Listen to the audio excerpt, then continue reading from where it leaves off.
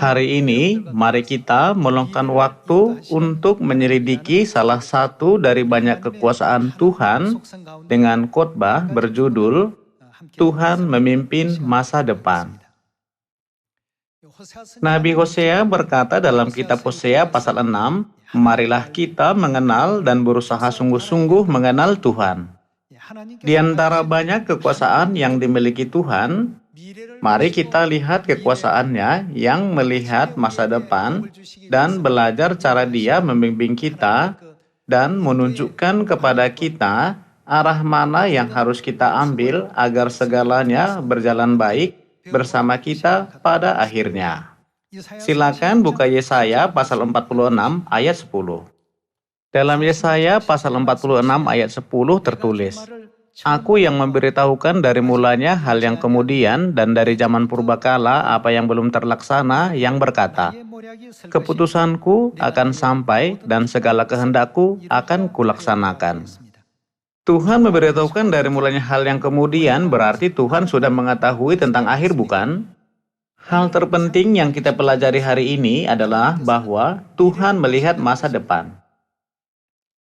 Karena Dia yang melihat masa depan memimpin kita, kita harus mengikuti Tuhan kemanapun Dia menuntun kita dan harus memahami dengan jelas bahwa segala hal yang terjadi ada dalam pemeliharaan dan rencana Tuhan. Itulah sebabnya Wahyu pasal 14 berkata, mereka adalah orang-orang yang mengikuti anak domba itu kemana saja ia pergi. Hanya orang yang memiliki iman yang benar kepada Tuhan bisa mengikuti anak domba itu kemanapun dia pergi. Namun mereka yang tidak memiliki iman yang benar kepada Tuhan akan ragu-ragu dan berpikir, bagaimana jika aku tersesat saat mengikuti Dia? Bagaimana jika Tuhan bermaksud menyuruh aku ke kanan, tapi Dia tidak sengaja menyuruh aku ke kiri? Seperti ini mereka menilai dan memandang Tuhan berdasarkan apa yang telah mereka alami selama menjalani hidup mereka di bumi ini. Mereka mungkin akhirnya membuat kesalahan besar. Kita tidak pernah memiliki kemampuan untuk melihat masa depan kita saat menjalani hidup kita. Kita menjalani hidup kita tanpa mengetahui apa yang akan terjadi hari ini atau bahkan 1 jam kemudian, bukan? Namun, Tuhan yang melihat akhir dari mulanya saat Dia menciptakan langit dan bumi dan segala isinya, Dia sedang menuntun kita. Untuk waktu yang lama dan banyak generasi dari awal sampai akhir, semua rencana Tuhan telah dilaksanakan hingga pekerjaan penebusan dijalankan selama 6.000 tahun. Jika kita menyadari bahwa kita sedang dipimpin oleh Tuhan, kita tidak perlu khawatir tentang masa depan kita sama sekali. Hidup seperti apa yang harus kujalani mulai dari sekarang? Kita mungkin mencoba menjalani hidup kita dengan teratur, tetapi kita tidak boleh terlalu berfokus pada kecemasan hidup dan akhirnya meninggalkan iman kita atau menyerah kepada kerajaan sorga. Mari kita lihat Ulangan pasal 8. Tuhan telah memimpin bangsa Israel di padang gurun selama 40 tahun. Dalam masa itu, Dia memberitahukan kepada mereka bahwa semua jalan yang Dia pimpin di padang gurun berisi rencana dan kehendaknya. Mari kita baca Ulangan pasal 8 ayat 1. Segenap perintah yang kusampaikan kepadamu pada hari ini haruslah kamu lakukan dengan setia supaya kamu hidup dan bertambah banyak dan kamu memasuki serta menduduki negeri yang dijanjikan Tuhan dengan sumpah kepada nenek moyangmu. Ingatlah kepada seluruh perjalanan yang kau lakukan atas kehendak Tuhan Allahmu di padang gurun selama 40 tahun ini dengan maksud merendahkan hatimu dan mencoba engkau untuk mengetahui apa yang ada dalam di hatimu, yakni apakah engkau berpegang pada perintahnya atau tidak. Jadi, Ia merendahkan hatimu, membiarkan engkau lapar dan memberi engkau makan manna yang tidak kau kenal dan yang juga tidak dikenal oleh nenek moyangmu, atau membuat engkau mengerti bahwa manusia hidup bukan dari roti saja, tetapi manusia hidup dari segala yang diucapkan Tuhan. Pakaianmu tidaklah menjadi buruk di tubuhmu, dan kakimu tidaklah menjadi bengkak selama 40 tahun ini. Maka haruslah engkau insaf bahwa Tuhan Allahmu mengajari engkau seperti seseorang mengajari anaknya. Oleh sebab itu, haruslah engkau berpegang pada perintah Tuhan Allahmu dengan hidup menurut jalan yang ditunjukkannya dan dengan takut akan Dia. Mari kita lanjutkan baca ayat 16. Dan yang di padang gurun memberi engkau makan manna yang tidak dikenal oleh nenek moyangmu, supaya direndahkannya hatimu dan dicobainya engkau, hanya untuk apa? Hanya untuk berbuat baik kepada akhirnya. Apa yang Tuhan inginkan akhirnya adalah membawa kita ke tempat di mana kita menerima berkat yang berlimpah. Namun, dalam perjalanan menuju tujuan itu, ada banyak ujian yang mengganggu kita di sana di sini.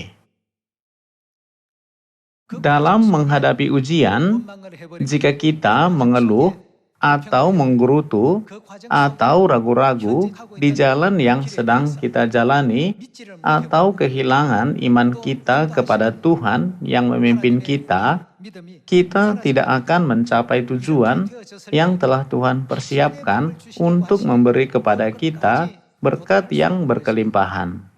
Tuhan melihat masa depan dan membimbing kita. Dia sudah mengetahui masa depan. Karena Tuhan tahu masa depan, tidak bisakah Tuhan menunjukkan kepada kita hal-hal baik dari awal sehingga kita tidak perlu mengeluh atau menggerutu? Ini bukan cara kerja Tuhan. Di kerajaan sorga, tidak ada lagi kematian, tidak ada lagi duka atau rasa sakit. Siapapun yang akan mengeluh di sorga, tidak bisa dibawa ke sana. Siapapun yang akan menggerutu di sorga, juga tidak bisa dibawa ke sana. Ini karena kerajaan sorga bukanlah tempat di mana orang-orang seperti itu bisa masuk. Selama perjalanan mereka 40 tahun di padang gurun, mereka yang memiliki iman yang benar kepada Tuhan dan mengikuti Dia sampai akhir telah memasuki tanah Kanaan. Orang-orang itu berpikir, ini hanya suatu proses dan aku percaya Tuhan memimpin jalan ini. Tidak peduli kesulitan apa yang kita hadapi, itu bukanlah hasil akhir. Itu hanyalah proses menuju surga. Namun, dalam proses menuju surga ini, ada alat-alat yang digunakan untuk rencana Tuhan. Banyak orang tersandung dan menjauh dari Tuhan karena alat-alat ini di padang gurun selama 40 tahun. Saudara-saudari, apakah firman Yesaya pasal 46 ayat 10 itu salah? Bukankah ada tertulis bahwa Tuhan mengetahui akhir dari awal? Jika kita percaya bahwa firman yang tertulis dalam Yesaya ini adalah firman kebenaran yang mutlak, maka kita harus percaya kepada Tuhan dan kekuasaannya. Kita harus berusaha untuk menemukan lebih banyak alasan untuk bersyukur dengan berpikir, Tuhan yang mengetahui akhir dari awal sedang menuntun aku. Maka, jalan yang kujalani ini pasti mengandung kehendak Tuhan untuk memurnikan aku seperti emas dan perak. Meskipun situasi sekarang menguji kita, kita harus mencari sukacita dalam kesulitan selama kita hidup di padang gurun iman. Ketika Yesus datang ke bumi ini 2000 tahun yang lalu, ada beberapa kejadian di mana Dia menjelaskan kepada murid-muridnya tindakan apa yang akan mereka ambil di masa depan sebelum tindakan itu benar-benar terjadi. Memang, Yesus menubuatkan apa yang belum terjadi. Yesus mengizinkan murid-muridnya mengalami apa yang telah Dia nubuatkan. Akibatnya, iman mereka kepada Yesus dikuatkan hanya setelah mengalami peristiwa-peristiwa seperti itu. Dengan cara ini, para murid memiliki iman yang lebih kuat dan tak tergoyahkan untuk percaya bahwa Yesus adalah Tuhan yang benar. Mari kita lihat salah satu contoh ini dalam Yohanes pasal 13. Ayat 34.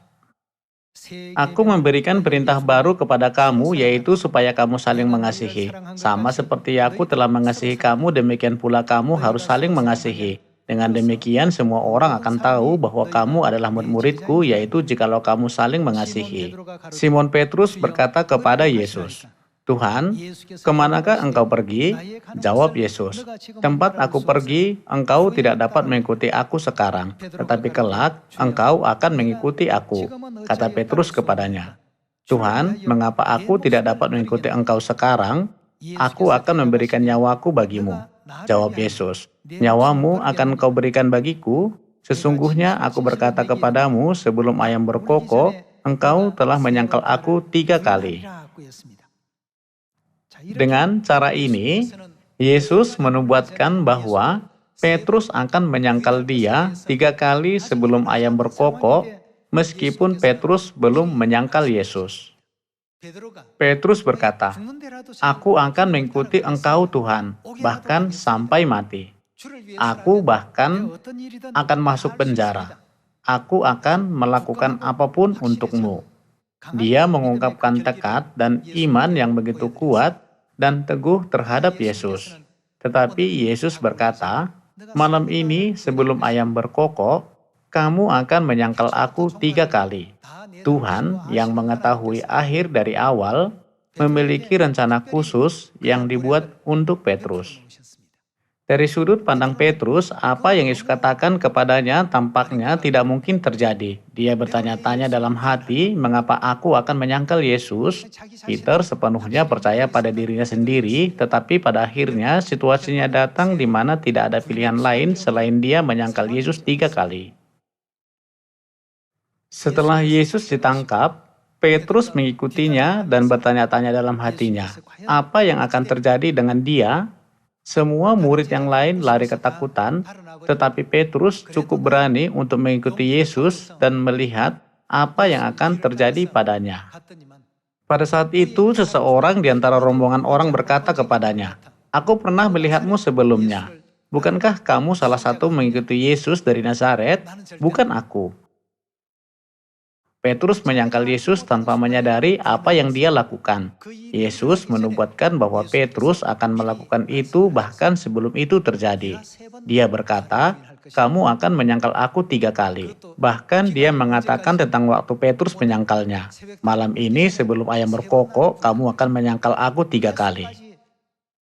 Petrus menyangkal Yesus tepat seperti yang telah Yesus nubuatkan. Apakah dia sengaja menyangkal Yesus untuk menggenapi apa yang Yesus katakan? Dia tidak bisa menghindar dari situasi di mana dia harus menyangkal Yesus. Yesus sudah tahu ini akan terjadi sebelumnya dan berkata kepadanya, "Kamu akan menyangkal aku 3 kali hari ini." Meskipun kita mengaku beriman kepada Tuhan dan menyadari pemeliharaan Tuhan, ada saatnya kita mungkin salah mengira Tuhan sebagai manusia biasa tanpa disadari. Ini bisa terjadi karena dia memakai tubuh manusia, dia makan sama seperti kita, dia minum sama seperti kita, dan dia berbicara sama seperti kita. Bahkan dalam situasi di mana Yesus ditangkap oleh serdadu-serdadu imam besar, Petrus berani dan mengikuti Yesus diam-diam untuk melihat apa yang akan terjadi padanya. Sebelum Yesus ditangkap, Petrus berkata, "Aku tidak akan pernah menyangkalmu, bahkan jika aku dipenjara, dan bahkan jika aku harus menghadapi kematian." Namun, Yesus berkata kepada Petrus, "Kamu akan menyangkal aku 3 kali sebelum ayam berkokok." Tanpa ragu, dia menyangkal Yesus 3 kali seperti yang telah Yesus nubuatkan. Dengan melihat kasus Petrus, kita bisa memahami bahwa Tuhan mengetahui masa depan dari awal, baik dia berada dalam roh atau dalam tubuh bukan. Rencana dan pemeliharaan Tuhan tersembunyi dalam peristiwa ini. Petrus memiliki iman yang teguh. Dia adalah murid terbesar yang dipanggil oleh Yesus sejak awal. Dia selalu menunjukkan kepada Yesus imannya yang teguh dan tak tergoyahkan, yang bahkan tidak bisa ditiru oleh murid-murid lain. Imannya yang terbaik di antara semua murid.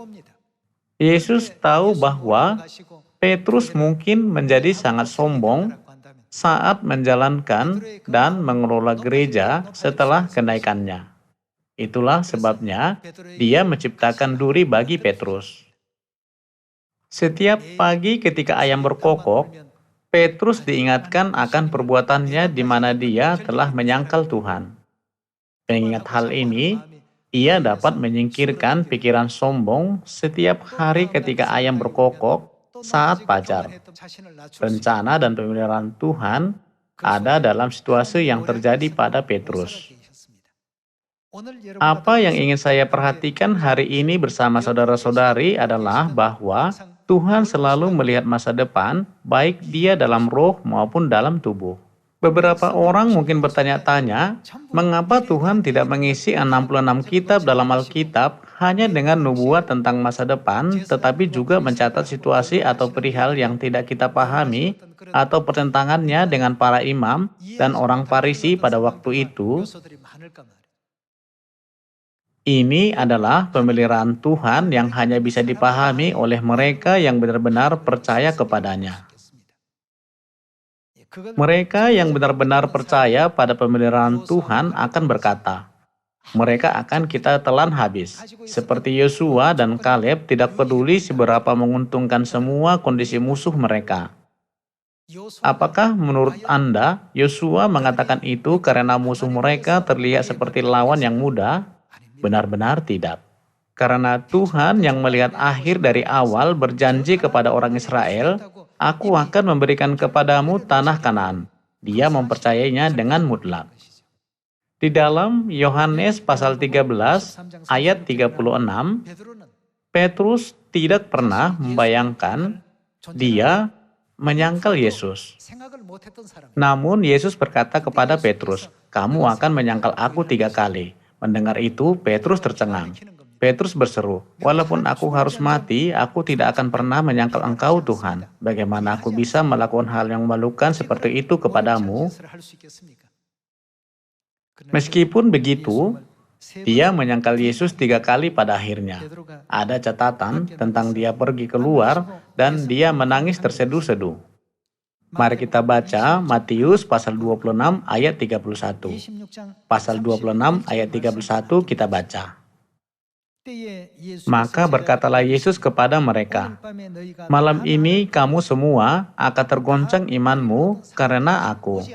Yesus mengatakan ini meskipun itu belum terjadi. Sebab ada tertulis, aku akan membunuh gembala dan kawanan domba itu akan tercerai-berai. Akan tetapi sesudah aku bangkit, aku akan mendahului kamu ke Galilea. Di sini Yesus memberitahu murid-muridnya bahwa dia akan bangkit dari kematian dan bahwa dia akan mendahului mereka ke Galilea sebelum peristiwa-peristiwa ini terjadi. Murid-murid itu tidak bisa mengerti apa yang dimaksudkannya dan tidak bisa membayangkan apa yang akan terjadi di kemudian hari, maka mereka tidak memperhatikan apa yang telah dia katakan. Mari kita baca Matius pasal 26 ayat 20. Ayat 20. Setelah hari malam, Yesus duduk makan bersama-sama dengan ke-12 murid itu, dan ketika mereka sedang makan, ia berkata, aku berkata kepadamu, sesungguhnya seorang di antara kamu akan menyerahkan aku. Meskipun waktu untuk mengkhianati Yesus belum tiba, dia menubuatkannya. Ayat 22. Dan dengan hati yang sangat sedih berkatalah mereka seorang demi seorang kepadanya, bukan aku ya Tuhan. Ia menjawab, dia yang bersama-sama dengan aku mencelupkan tangannya ke dalam pinggan ini, dialah yang akan menyerahkan aku. Yesus bahkan menggambarkan situasi di mana pengkhianat akan mencelupkan tangannya ke dalam mangkuk. Dia yang bersama-sama dengan aku mencelupkan tangannya ke dalam pinggan ini, dialah yang akan menyerahkan aku. Ayat 24. Anak manusia memang akan pergi sesuai dengan yang ada tertulis tentang dia. Akan tetapi celakalah orang yang olehnya anak manusia itu diserahkan. Adalah lebih baik bagi orang itu sekiranya ia tidak dilahirkan. Yudas yang hendak menyerahkan dia itu menjawab katanya, bukan aku ya Rabi. Apa yang Yesus katakan? Kata Yesus kepadanya, engkau telah mengatakannya. Dan ketika mereka sedang makan, Yesus mengambil roti mengucap berkat. Kemudian dia menjelaskan arti roti Paskah dan anggur Paskah. Yesus menubuatkan bahwa Judas Iskariot akan mengkhianati dia dan menjualnya. Dia juga menubuatkan bahwa Petrus akan menyangkal dia dan semua muridnya akan tergoncang iman mereka karena dia dan tercerai-berai. Dia menubuatkan semua peristiwa ini sebelum terjadi. Bagaimana dengan zaman Roh Kudus? Bapa Surgawi naik ke sorga pada tanggal 25 Februari tahun 1985. Bukankah Bapa menubuatkan kenaikannya di surat kabar yang disebut majalah agama mingguan 4 tahun sebelum itu terjadi? Dalam artikel ini, dia menubuatkan bahwa dia akan meninggal 37 tahun setelah dia dibaptis. Saudara-saudari, kita bisa melihat bahwa Tuhan menubuatkan apa yang akan terjadi tidak hanya melalui 66 kitab dalam Alkitab, tetapi juga melalui percakapannya dengan orang lain, meskipun pendengar tidak menyadari apa yang dimaksudkannya. Sebelum Bapa Surgawi naik ke sorga, dia berkunjung ke kota Seoul untuk terakhir kalinya, dan setelah sarapan dia bertanya kepada saya, "Apakah kamu akan mengikuti aku sampai akhir walaupun kedua tanganku dan kedua kakiku tidak bisa gunakan lagi?" Ketika Bapa menanyakan pertanyaan itu kepada saya sangat bingung. Saya merasa cemas dan berpikir, apakah ada masalah dengan imanku? Apakah imanku mungkin telah melemah? Karena Bapa mengajukan pertanyaan kepada saya harus menjawabnya. Tentu saja, saya akan mengikuti engkau sampai akhir. Engkaulah jalan menuju keselamatan dan engkaulah Tuhan yang telah datang ke bumi ini. Jika saya meninggalkan engkau, bukankah satu-satunya jalan yang tersisa akan membawa saya ke neraka? Saya akan mengikutimu sampai akhir meskipun engkau tidak bisa menggunakan kedua tanganmu atau kakimu, atau bahkan jika sesuatu yang lebih buruk dari itu terjadi. Sebenarnya, pada bulan Januari dia datang ke Seoul dan mengadakan majelis umum sementara, dan dia mengumumkan bahwa kantor pusat akan dipindahkan ke Seoul. Tidak lama sebelum dia kembali ke sorga, dia datang ke Seoul lagi dan mengatakan itu kepada saya. Saya sangat terkejut. Saya tidak tahu apa yang dia maksudkan dengan menyebut kedua tanganku dan kedua kakiku tidak bisa digunakan lagi. Namun setelah dia naik ke sorga pada tanggal 25 Februari tahun 1985, saya ingat apa yang dia katakan kepada saya. Saya berpikir, Bapa memberitahu aku secara tidak langsung bahwa dia akan segera pergi. Kenapa aku tidak menyadari saat itu? Dengan merenungkan peristiwa-peristiwa ini, saya menyadari bahwa Tuhan melihat masa depan dan selalu memberitahu kita sebelumnya apa yang akan terjadi di masa depan. Dengan cara ini, Tuhan melihat siapa yang percaya dan siapa yang tidak percaya apa yang dia katakan tentang masa depan. Dia memimpin orang-orang yang percaya ke jalan berkat pada akhirnya. Mereka yang tidak percaya apa yang Tuhan nubuatkan akan terjerat dalam setiap situasi yang mereka hadapi, jatuh ke dalam pencobaan, dan akhirnya kehilangan jalan berkat abadi. Karena apapun yang Tuhan katakan pasti akan digenapi. Marilah kita memahami alasan mengapa kita harus mengikuti anak domba itu kemana saja ia pergi. Kita harus mengikuti dia dengan iman yang teguh kemanapun dia pergi, bukan? Bukankah Tuhan berkata dalam Matius pasal 4, "Manusia hidup bukan dari roti saja, tetapi dari setiap firman yang keluar dari mulut Tuhan." Dalam kitab Lukas pasal 6, Yesus juga berkata, "Mengapa kamu berseru kepadaku, Tuhan, Tuhan, padahal kamu tidak melakukan apa yang aku katakan?" Karena aku melihat masa depan dan mengharapkan kamu berada di sorga di masa depan, aku membimbing kamu ke sana. Mengapa kamu tidak percaya kepadaku dan gagal mengikutiku? Mengapa kamu berseru kepadaku, Tuhan, Tuhan, tapi tidak melakukan apa yang aku katakan? Mari kita baca Lukas pasal 6. Lukas pasal 6 ayat 46 kita baca. "Mengapa kamu berseru kepadaku, Tuhan, Tuhan?" Orang-orang berseru kepada Tuhan, Tuhan, Tuhan, tetapi mereka tidak mengenal Tuhan dan tidak mengetahui kekuasaannya. Tuhan terus menekankan dengan berkata, "Aku yang melihat masa depan dari mulanya sedang mengajarimu untuk keuntunganmu dan memberitahumu untuk mengikuti jalanku. Tetapi kamu tidak melakukan apa yang aku katakan karena kamu tidak percaya kepada kerajaan surga." Situasi inilah yang menyedihkan. Ayat 46. "Mengapa kamu berseru kepadaku, Tuhan, Tuhan, padahal kamu tidak melakukan apa yang aku katakan?" Setiap orang yang datang kepadaku dan mendengarkan perkataanku serta melakukannya, aku akan menyatakan kepadamu dengan siapa ia dapat disamakan. Ia sama dengan seorang yang mendirikan rumah. Orang itu menggali dalam-dalam dan meletakkan dasarnya di atas batu. Ketika datang air bah dan banjir melanda rumah itu tidak dapat digoyahkan karena rumah itu kokoh dibangun. Akan tetapi, barang siapa mendengar perkataanku tetapi tidak melakukannya, ia sama dengan seorang yang mendirikan rumah di atas tanah tanpa dasar. Ketika banjir melandanya, rumah itu segera rubuh dan hebatlah kerusakannya. Seperti yang tercatat dalam kitab Ulangan pasal 8, Tuhan membimbing kita agar semuanya berjalan baik dengan kita pada akhirnya.